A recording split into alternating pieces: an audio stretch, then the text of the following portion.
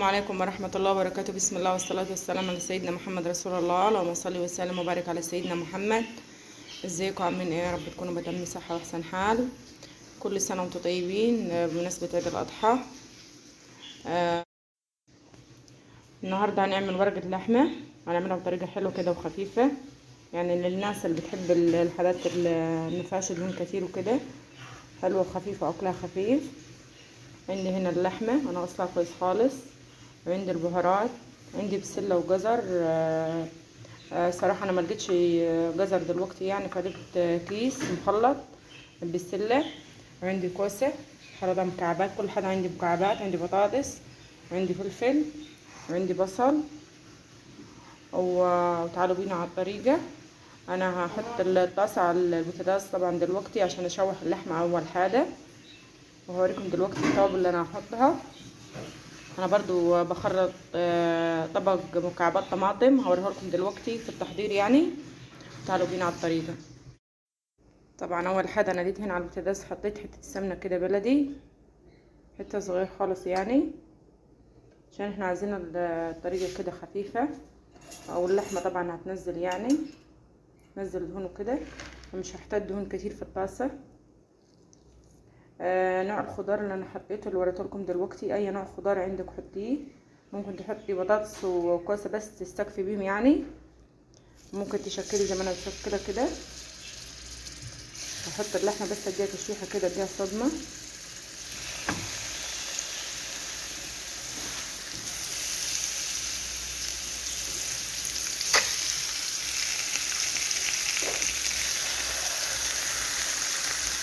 زي ما انتوا شايفين كده.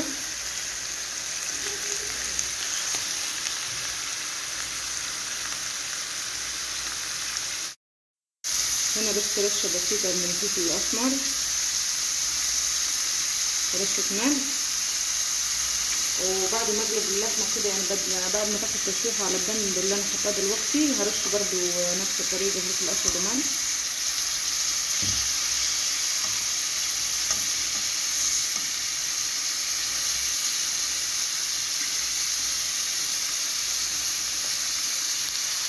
صراحة الطريقة دي انا بحبها خالص في اللحمة، بتبقى خفيفة كده يعني، ومفيهاش دسم كتير، والخضار كله بيبقى يعني عبارة عن نية يعني، فبيبقى بصراحة يعني بتحس كده ان انت مش واكلة حاجة دسمة، وفي نفس الوقت طعمها بيبقى حلو خالص.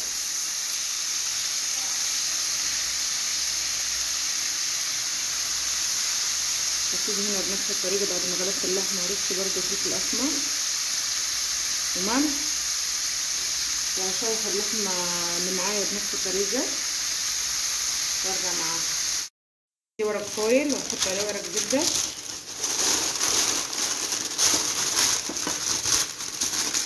مش هضيف اي سوائل، هستكفي بالسوائل اللي هتنزل من الخضار واللحمة. ورقة اللحمة مش محتاجة حاجة، بس كده. هنا هضيف الخضار عشان اخلطه على بعض، واحط له توابل الكوسة والبسلة والجزر. انا زي ما قلت لكم اي نوع خضار حابينه هضيفوه يعني. طبعا الخضار بعد ما عملته غسلته. عندي هنا البطاطس، انا عامله هنا كميه كبيره فكده حتى خضار يعني ياما هتلاقوا خضار كتير. عندي بصل، وعندي هنا التوابل، عندي ملح وفلفل اسمر هنا، وعندي كبابه صيني، وعندي ورق لوري، نص معلقه كاري، معلقه كبيره بابريكا، نص معلقه بهارات فراخ. وهضيف هنا برضو رشه جوز الطيب، بس بعد ما اضيف التوابل كلها واقلبها مع بعضيها. هقلب التوابل مع الخضار وهرجع معاه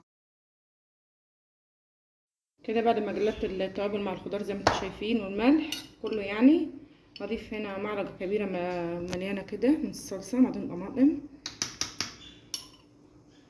ضفت كمان معلقه بس كده وبقلب. بعد ما قلبت الخضار وكده والتوابل والصلصه وكله، هضيفه كده الكميه اللي انا مغلفاها في ورق زبده وورق لوري وورق فويل.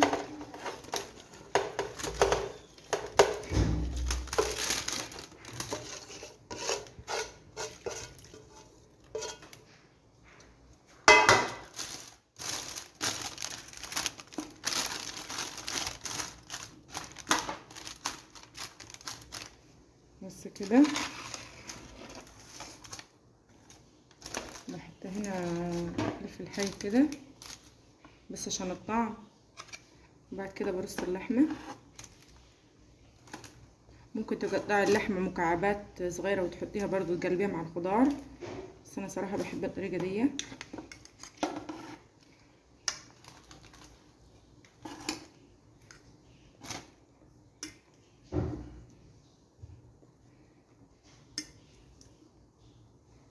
مهما كانت سمك اللحمه هتستوي، يعني ما تقولوش ان هي حجم اللحمه كبير وكده، هيستوي معانا.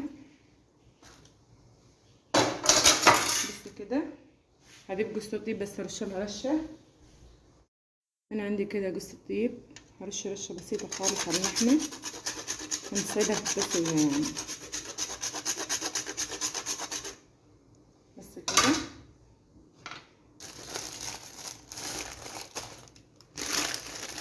هضيف هنا برضو ورق زبده وهضيف ورق فويل كده. بعد ما غلفتها بالورق الزبده هضيف هنا الورق الفويل وهغسلها كويس خالص.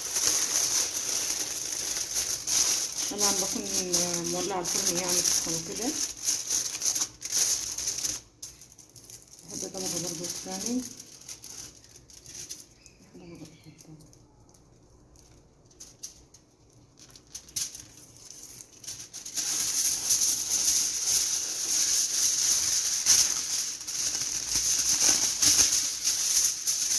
بس كده وبحطها في الفرن، وبعد ما تستوي هرجع معاكم واوريها من الفرن. هوريها معاكم دلوقتي بعد ما مر عليها ساعة ونص بالظبط يعني. هنا شايفين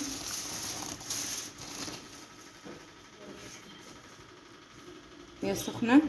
بس برضه هوريكم اللحمة.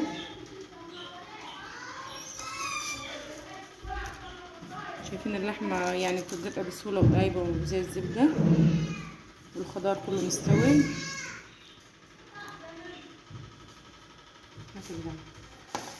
عملت هنا ده رز بشعرية.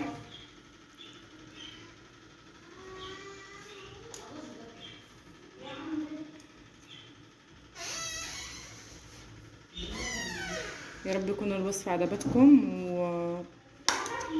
ودربوها ان شاء الله، والله هتعجبكم. درجتها حلوة خالص. اشوف وشكم على خير، والسلام عليكم ورحمة الله وبركاته.